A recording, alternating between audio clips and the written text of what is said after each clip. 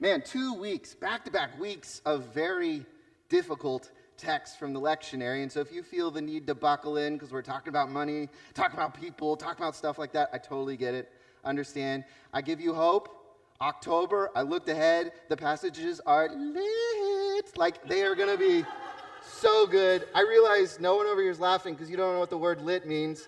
That's a high school term for very cool. The high school students are laughing at me, which means I just lost my membership to Cool Club, but that's okay.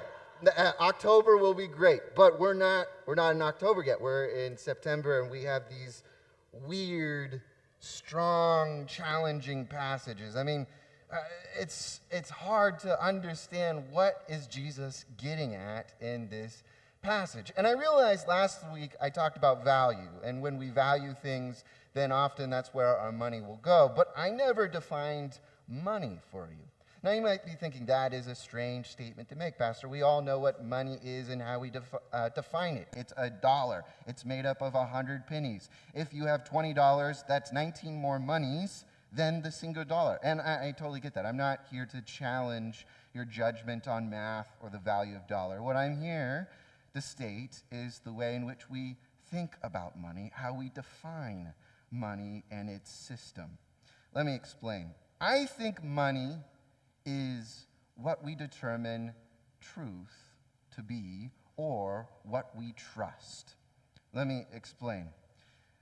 Money is this object, inanimate object, where we have decided its value based off of how much energy, pain, and time it requires to do something, and we've packed that into this singular object, into that dollar. And that's how we dictate how much someone gets paid, is by how much we think that is worth, and that is the way in which we also pay for goods, right? The more expensive goods usually take more time to create or have a certain amount of value. And so we look at money as in a way of trust. We act that out, and we see that how it changes and affects the world as well, right? If you travel the world, you have to exchange currencies, and that's because we trust the systems that are printing that money a little bit differently, right? If we go to a third world country, your dollar will get you farther than if it's at somewhere in Europe or something of that notion. But we also value money in the way in which we trust the systems that are valuing it, like market.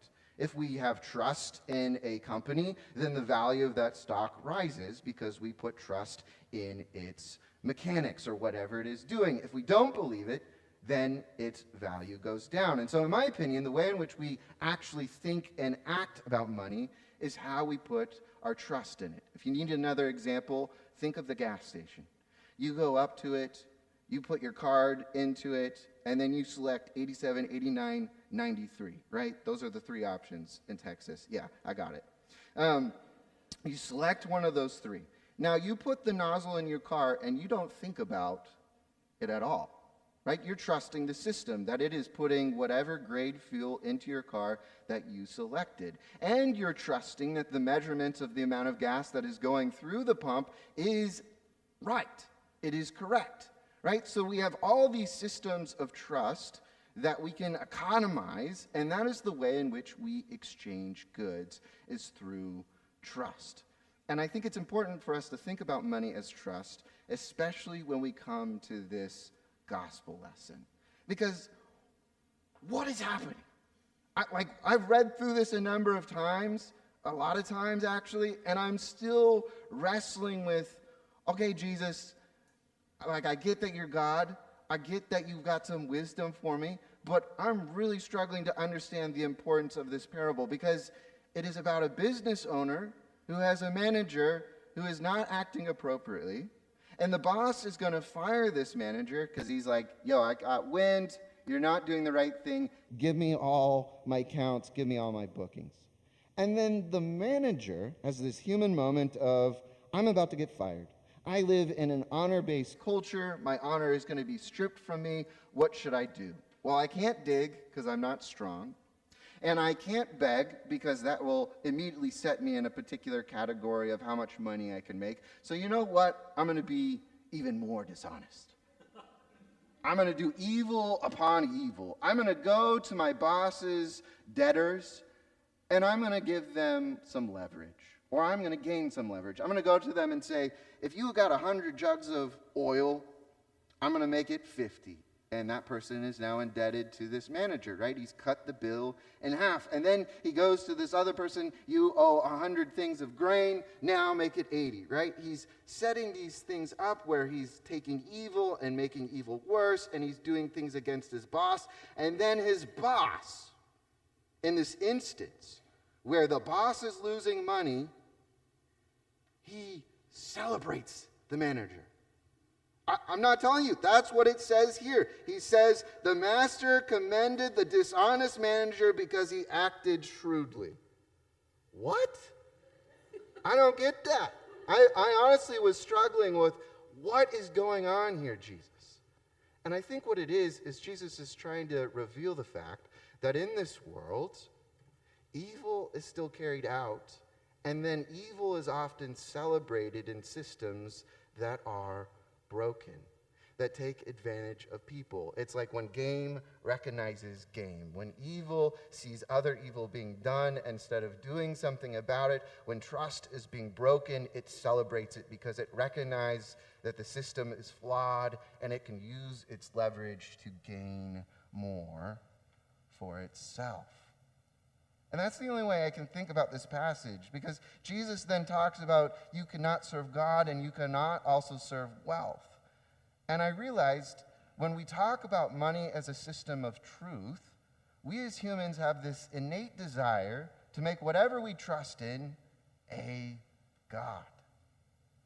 Right? It's this system that we hold as value. It's something we use to communicate. It's something that supports us. It's something that enables us to carry on. And so when Jesus is talking about systems of evil, and he talks about you cannot serve God and you cannot serve money, it's because money as a system of trust is imperfect.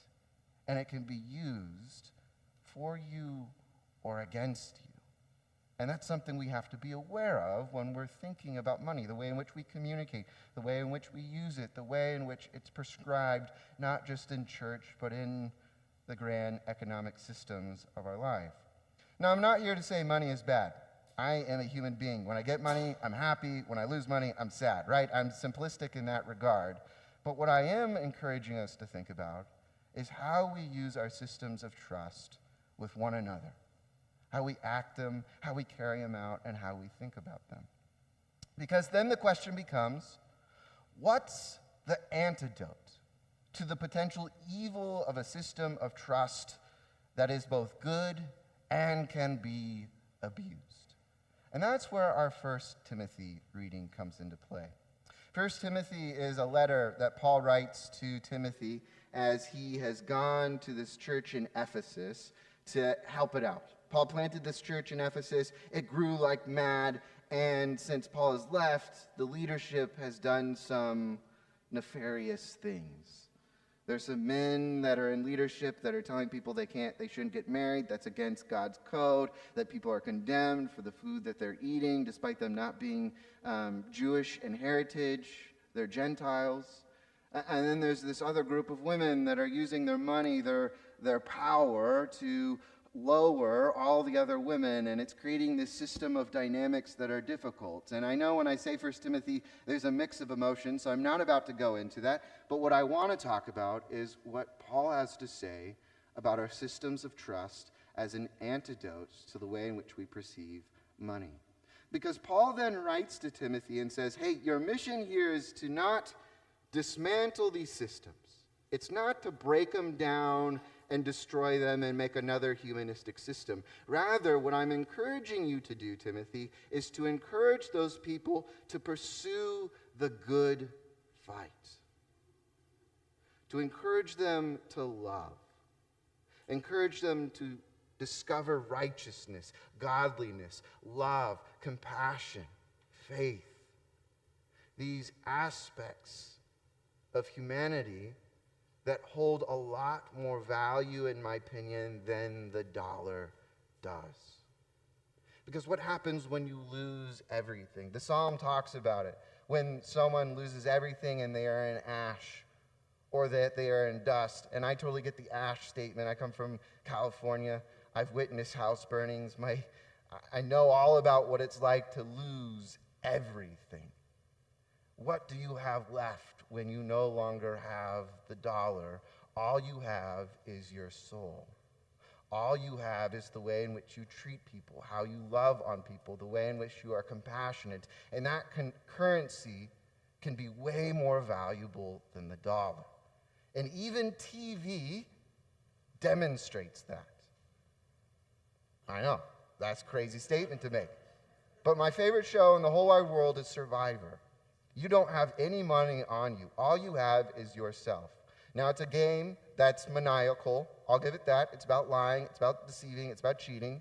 But in the group stage, the people that are voted out the quickest are those whom do not have good character.